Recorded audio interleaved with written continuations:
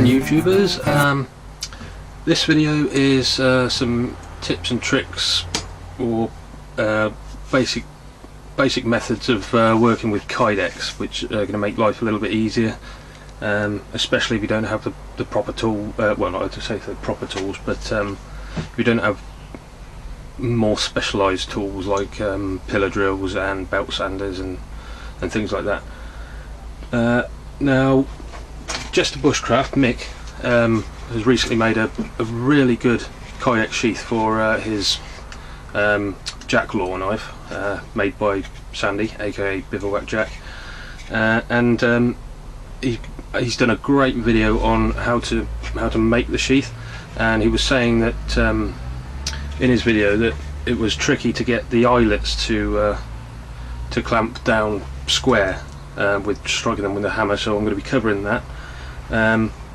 Also, if you haven't got a belt sander, shaping the Kydex, I mean, this is a scrap sheath that is no longer needed, so I'm going to use basic tools which most people have, and try and work from there. Right, I must say, normally if I have to shake Kydex, like trimming bits off before I run it over the belt sander, I'll normally use a coping saw, but not everyone has one of those, so I should be using a junior hacksaw, which most people tend to have. I must say, this one, there we go. And Mick, this is what Mick used, and Mick got some really good results with this as well. So what I'm going to do is I'm going to clamp this, trim a bit off. It's not any particular shape I'm doing, but I'm going to trim a bit off and show you, because this is, right, as you can see, this has got some rough square sort of corner slash edges, so I'm going to trim this bit off. I'll get a pen first and mark it as if I'm making a proper cut on a sheath. Right, okay, so I'm going to trim the corner off on this bit just to tidy it up, but it doesn't matter how much or how little you take off, it's the same method. So I'm going to use the hacksaw and put this in a clamp, a vise rather, which is down here. Where are we? There we go. It's only a small record number 1, this one, the vise, but any vise will do. So I'm going to put this. So normally, if you try to clamp Kydex in a vise, then it's advisable to get a couple of pieces of wood and clamp on the bits that are already clamped together, like that, or even like that. It depends what your cut is going to be like. Then clamp those pieces of wood in the sheath, in the vise. Sorry. So this way I'm going to be cutting that corner off. So because I'm cutting this corner off here, I'm going to clamp these in on this bit, not onto the hollow bit, so it doesn't squash or damage the sheath.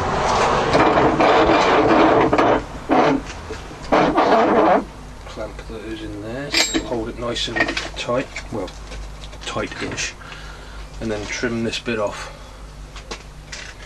Okay, and like Mick did, give yourself a little bit extra room.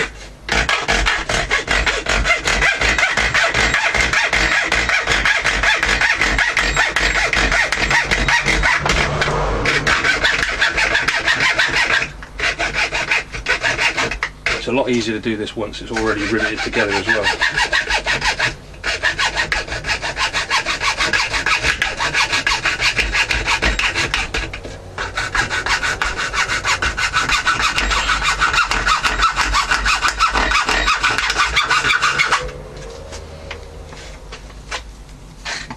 So, trim a bit more off.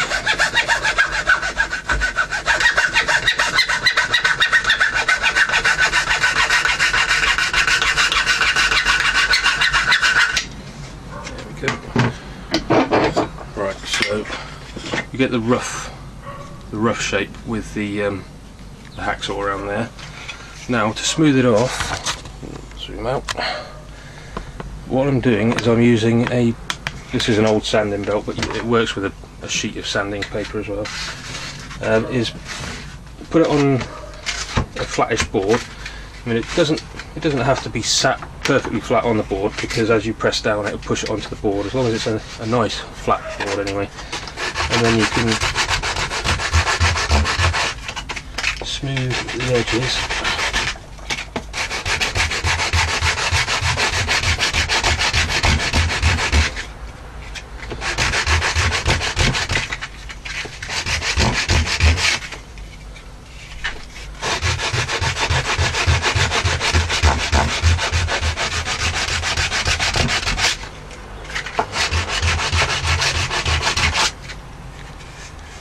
And as you can see, that's making a fairly smooth edge on the top there.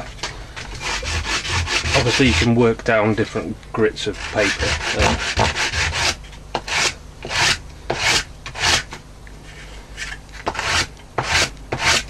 There we go. Right, that's smooth enough for what we need. Now to finish the edge off, what I use is just a Stanley knife and scrape it across the surface of it, just on the corner. Just take the very corner edge off.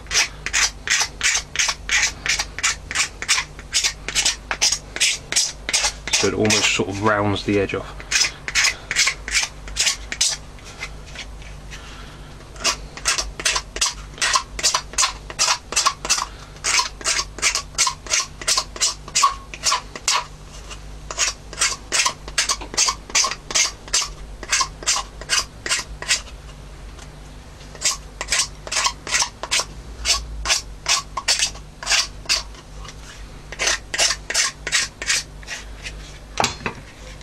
I don't know if you'd be able to see that very well, but that takes the edge off rather nicely.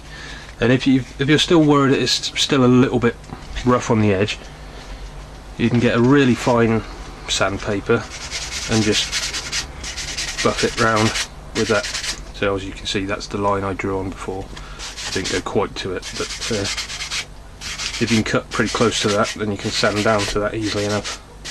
A belt sander just makes it easier to take off more in one go. Right, so there you go, that's a nice smooth edge on that now. Now for the riveting, back to the vise again. Where it's gone, behind me there somewhere. Right, now I use these rivets, which are from that well-known auction site. They're about £2 or £3 I think for a pack of 20, and they always come with the setting tool with them as well, like that. The anvil and the former, or die and the former, the punch, whatever. And these come with a small washer as well, like that. So there's the rivet, the eyelet rather, and the washer goes over. Once it goes through, the washer goes over, and then it rounds over the edge, so that it sort of gives a result like that one on there. Not sure if you can see that very well. So they've got a front side and a back side. So what you do is you put that through from the front, the eyelet itself, and then you pop the washer on the back there, and this one, the anvil, goes on the front face, and the punch goes on the top face, the back face rather. So it's like this. Now how I set these so that it keeps them parallel is using the vise again. Where are we? Sorry about this wobbliness. So using the vise, wind it in so that the vise clamps the two pieces together. Tighten it up with the vise,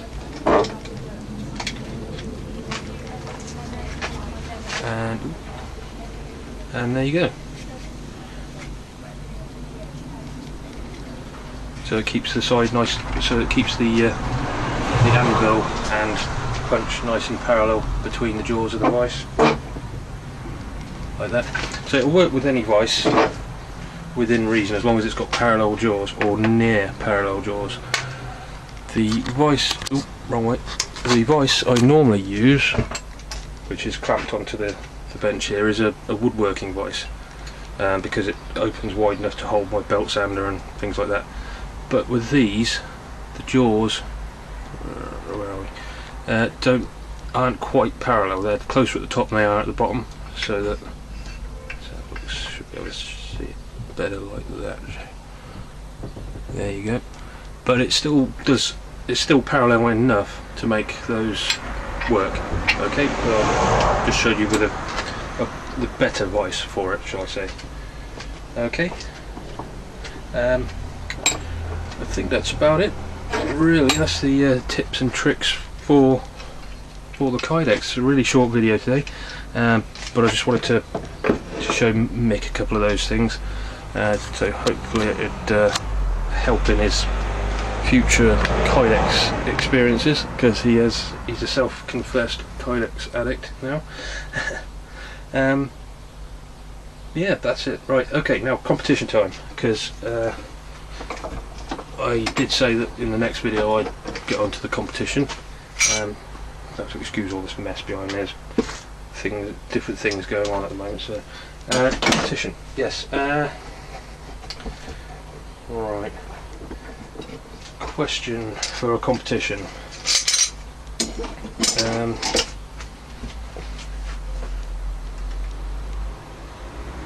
Right. What? Okay. This is a nice, easy one. In my last video, or short series of videos, I think two videos, the simple leather making videos, leather sheath making. What sort of thread did I use for the sheaths? You can leave a private message or a comment on this video, or whatever you want to do, really. So this competition's open to anyone, and anyone can look at the video and get the answer anyway. So okay, and the prize will be a steel striker, flint striker, which I will be forging within the next few days, as soon as I get the got Spider. Where's he gone? Oh, there he is. As soon as I get the coke beans from my local supplier,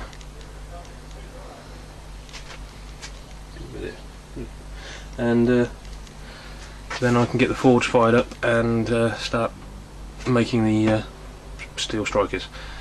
Okay, I hope that's been of some use to you, Mick, and look forward to the competition entries. Okay, bye bye for now.